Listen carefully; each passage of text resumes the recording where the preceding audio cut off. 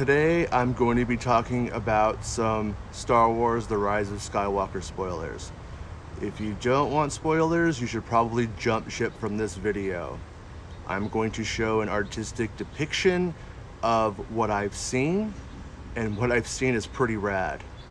Palpatine not only has really cool black and red robes with a sweet little red light on the belt, it has a throne that is probably the coolest throne I've ever seen in Star Wars, honestly. It's the Ralph McQuarrie Return of the Jedi sketch for the Emperor's throne, except they've kind of added these like thorns, stone thorns around it, maybe. It's sort of like this.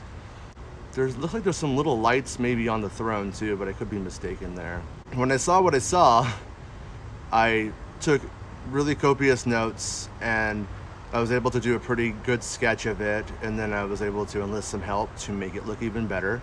And that's what I'm going to show you right now. But before I show it to you, I'm going to explain to you a little bit about the sketch. Emperor Palpatine sort of uses Rey and Ben Solo as a conduit to rejuvenate himself and turn himself from this little old man into the Palpatine from Revenge of the Sith, essentially, with better clothes. Rey and Kylo are injured after that, and Palpatine, I believe, uses that moment to throw Ben, and we see Ben fall into the fog. As Rey lays on the ground, he then shoots lightning up into space. He immobilizes the whole Resistance fleet, which is going to allow the Sith fleet to just mop them up.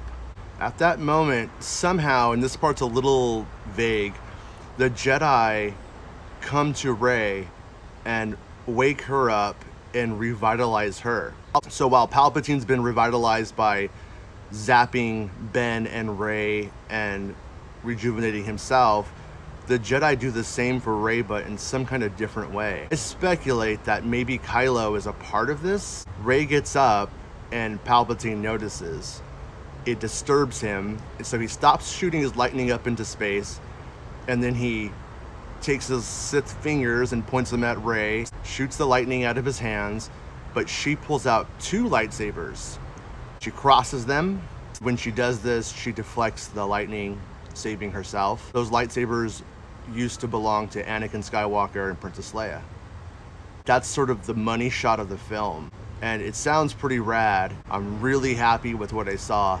The design of the throne is very, very cool. I don't think anybody's going to be really disappointed in it.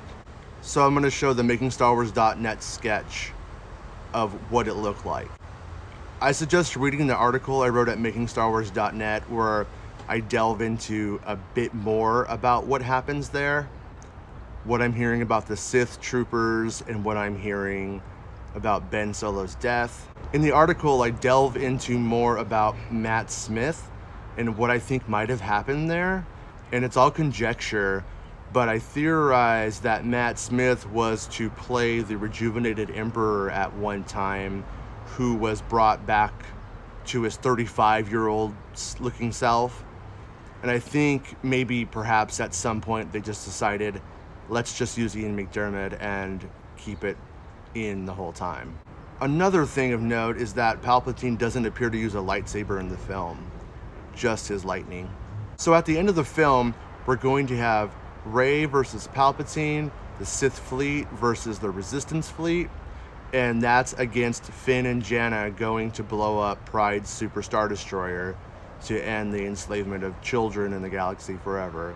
So it sounds like a pretty action-packed ending. It sounds like the Rey stuff may be a little bit more mystical and maybe even talky, but I'm not positive about that. But it does sound like there's going to be a lot of space action going on there too, which is pretty rad, because I kind of missed that stuff in Star Wars. We haven't seen something like that really since Rogue One. I suggest watching the video I did on Finn and Janna's mission. And if you like the video, make sure to like it and subscribe to the channel.